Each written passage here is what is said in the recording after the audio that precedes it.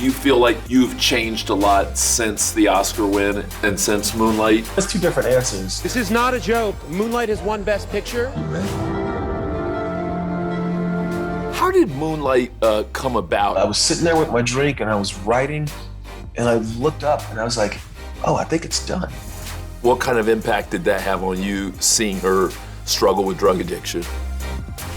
What's your karaoke song? I can crush that one, bro. That's my karaoke jam. Hey family, welcome to another edition of the Carlos Watson Show. Now we've got one of my favorite interviews on the way featuring Academy Award-winning director Barry Jenkins. You know Barry for his incredible, profound, and truly beautiful films like the Academy Award-winning Moonlight and of course the Golden Globe-nominated Beale Street Could Talk. Now his current project is a new series adapted from a Pulitzer Prize-winning novel that takes the story of the Underground Railroad and turns it on its head. For more, here's my time with the great Barry Jenkins. Hey Barry, how are you? Not too bad, man. How are you? Man, you made me smile when I saw Miami, and I'm from Miami as well. Yes, sir. Born and raised. I think my second flight was getting on the plane to move to LA. I hadn't traveled at all. You hear about people doing that all the time, but were you scared graduating from college and deciding to try and make it in Hollywood? Were you excited? Were you like, this is what I've always been waiting for? Like, how does someone actually get on the plane and do it? You know what? Blissful ignorance, because it wasn't something I was excited about. I never imagined I would be sitting here talking to someone like you with this body of work behind me. But all my friends who I still work with to this day, you know, everybody said, yo, I'm moving to LA. I was like, well, I guess I'm moving to LA too. And we've all been working together for the 20 years since. And what was it about FSU? I didn't want to be a filmmaker. There was a film school. I saw an opportunity, got into the program, and I just learned so much working with all my classmates. And it was kind of like the wild, wild west at the time at that film school. The program was about 10 years old, and because while they were trying to figure it out, it was like the inmates running the asylum. And it's interesting because when you look at that school, the 7 or 8 most famous alumni were all there in that little 4-year window. My first job out of film school, I was Darnell Martin's assistant on a movie produced by Miss Winfrey, produced by Oprah Winfrey, starring Halle Berry. I was Darnell's assistant on that. And then I worked at Harpo for a year.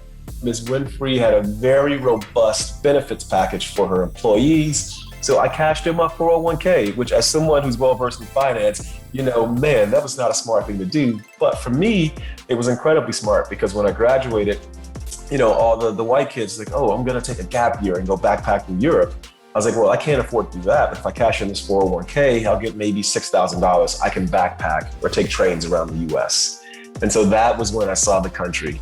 Ended up in San Francisco, and that's when I decided I was going to make a feature film with whatever means I had, which was $15,000 borrowed from a friend. Why San Francisco? I met a young woman there and I fell in love. I love stories of love. Do you feel like you've changed a lot since the Oscar win and since Moonlight? No, I don't think so. And I've actually done a lot of work to try to not change, but it's two different answers. I think as an artist, no, I haven't changed much at all. I think as a human being, you know, I have, you know, I've fallen in love since then, you know.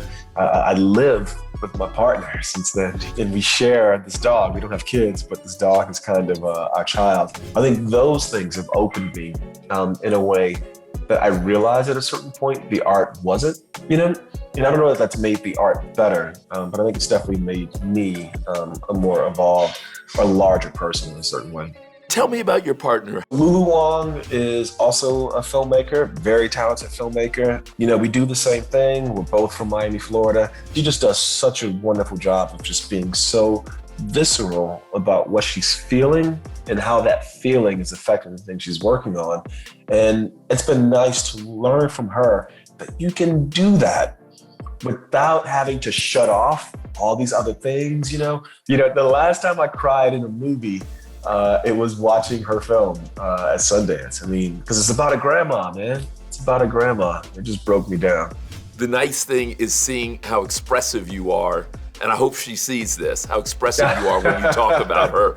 And that's a good thing. And everybody, again, that's a good thing. That's a wonderful thing. Best Picture, Moonlight. What you looking at me like that for? Barry Jenkins. If Beale Street Could Talk. That child is coming is your grandchild. Free or run away? I'm not sure. Tell me a little bit about your story. Were you an only child? Were you one of several? Were you a quiet kid? Who were you if I had met you at 7? I was a very quiet kid. I just kept so many things in here. I didn't realize that it was prepping me for what I'm doing now, because I can really coalesce an image in here and then communicate it to someone else. And I had a couple saving graces. One, I just wasn't in love or enamored with trouble, you know?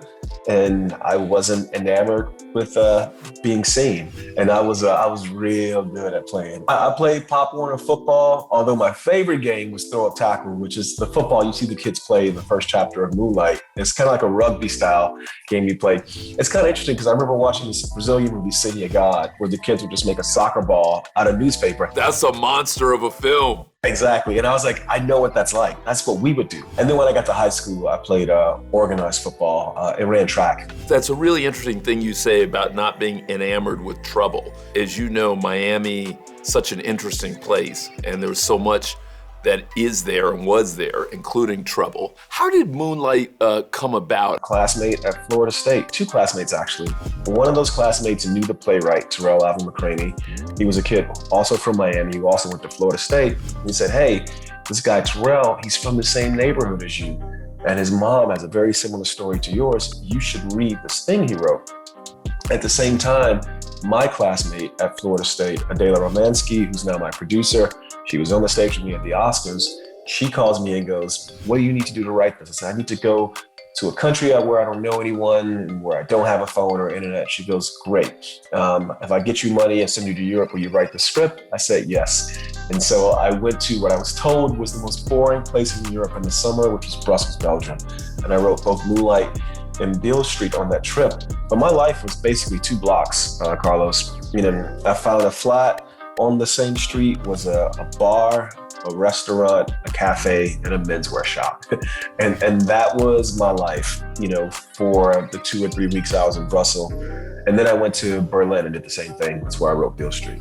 While you were doing it, were you like, I'm on to something magical here, or you didn't know, you were just moving through? Moonlight, there was a moment where I was sitting in this bar, I remember the name of it, this bar called Lord Byron, very simple, 4 tables, I mean, super small. And I was sitting there with my drink and I was writing, and I looked up and I was like, oh, I think it's done.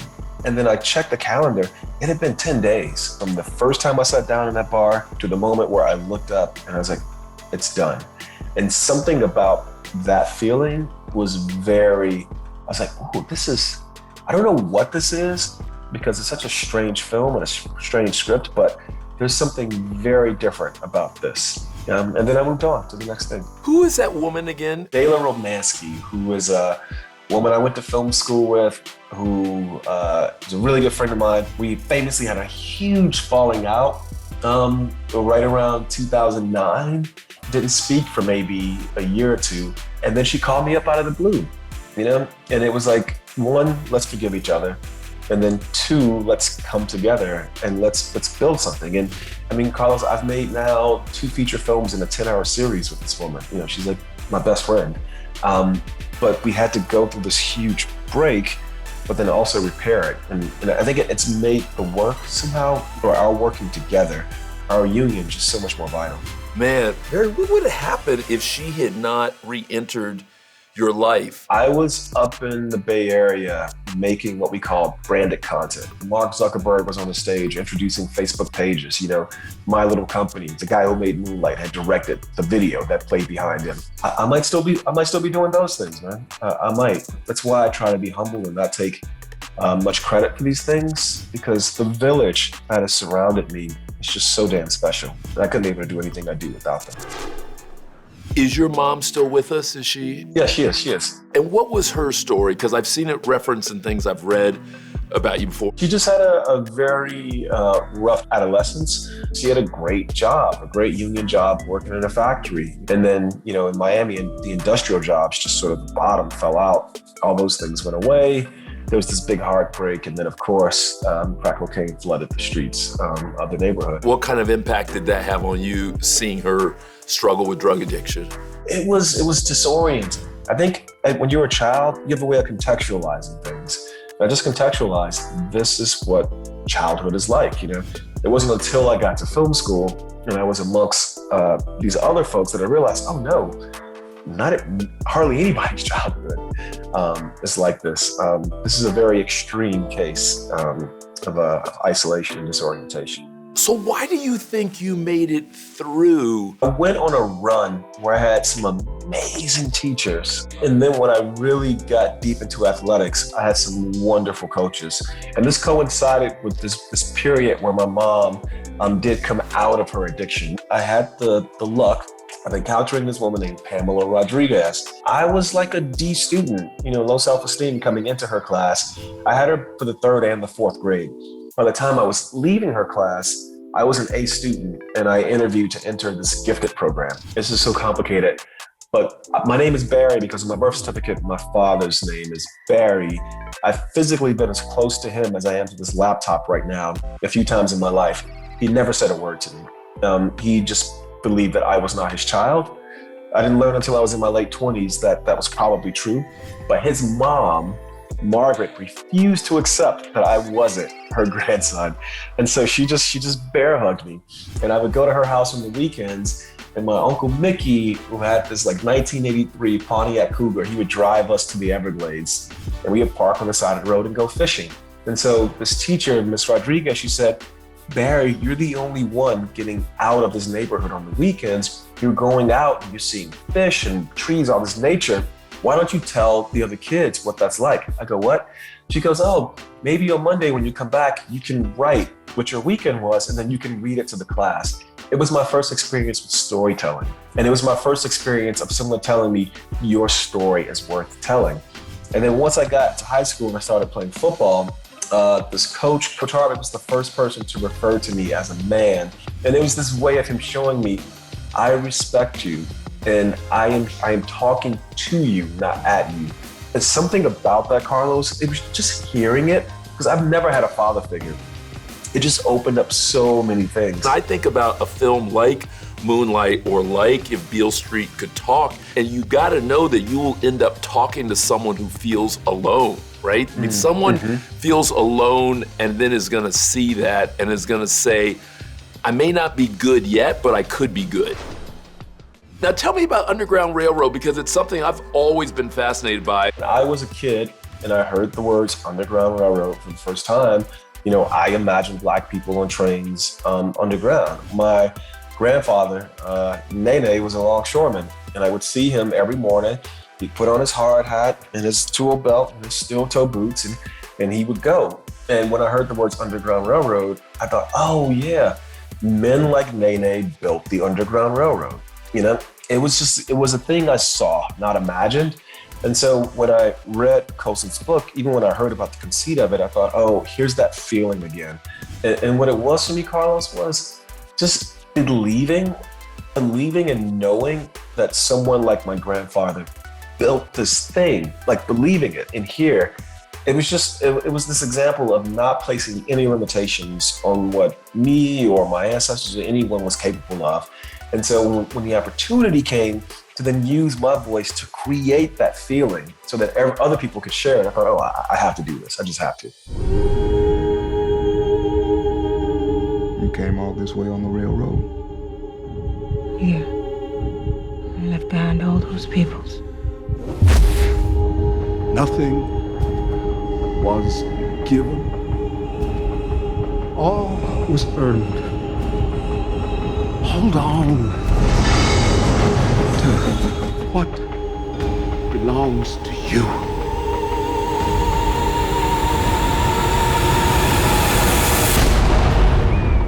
What do you think people will take from it? For me, the biggest thing was this idea of recontextualizing my ancestors. We've begun, I think in a very tactful way, to use this word enslaved rather than just the noun slaves to refer to them. But in doing so, we've replaced the need to contextualize who they were by now leaning on what was done to them. Not what they did or who they were, but what was done to them. And so I think in making the show, I want to recontextualize these depictions of my ancestors. I want to find a way to see them anew. To me, that was what the main thrust or the main goal for me as an artist was in creating the show. What do you think would have happened to you if you had been enslaved? When I was a kid, we used to have this conversation. We'd be like, oh, if I was a slave, I'd have ran, I'd have been. Or if somebody was making a really terrible joke, they'd be like, well, I'd have been in the house, And you're a teenager or whatever. It's Black History Month, and these conversations come up. Very idiotic conversations. But in working on this show, I realized a couple of things. One, it's impossible to contextualize who our ancestors were. Just so much of their testimony has been lost to the historical record. And also, to the modern contemporary framework of what it is to be a human being. So I can't say, but I will say, in making the show, I realized that my ancestors were a part of one of the greatest acts of collective parenting the world has ever seen. Because a child would be born, the child would be separated from their mother and father, sent somewhere else, and a new family unit will be begun. And amongst so much brutality, so much terror, within 2 decades of the condition of slavery ending, you have Black senators in the halls of Congress. How does that happen? The greatest act of collective parenting the world has ever seen. In the research that I've done, there were just children everywhere. And the thing that people did with every fiber of their being, especially knowing the families were always fractured. Children were separated from mothers, husbands were separated from wives, brothers from sisters, and yet always this unit came together. I genuinely believe, especially having stood in these cotton fields and reenacted some of these events, that there was a belief that there was somehow, some way, we have to keep rebuilding these families because eventually someone is going to break the cycle. We will be free.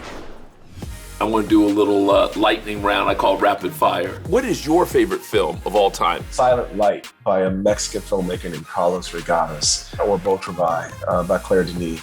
Favorite TV series? The 4th season of The Wire is just perfection, absolute perfection.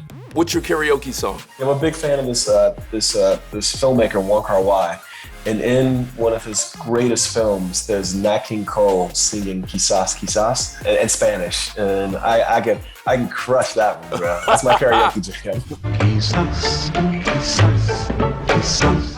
Really good to meet you. I love getting to hear your story a little bit. Like I said, I've been rooting for you from the sideline along with everybody else. Thank you, it's been a pleasure.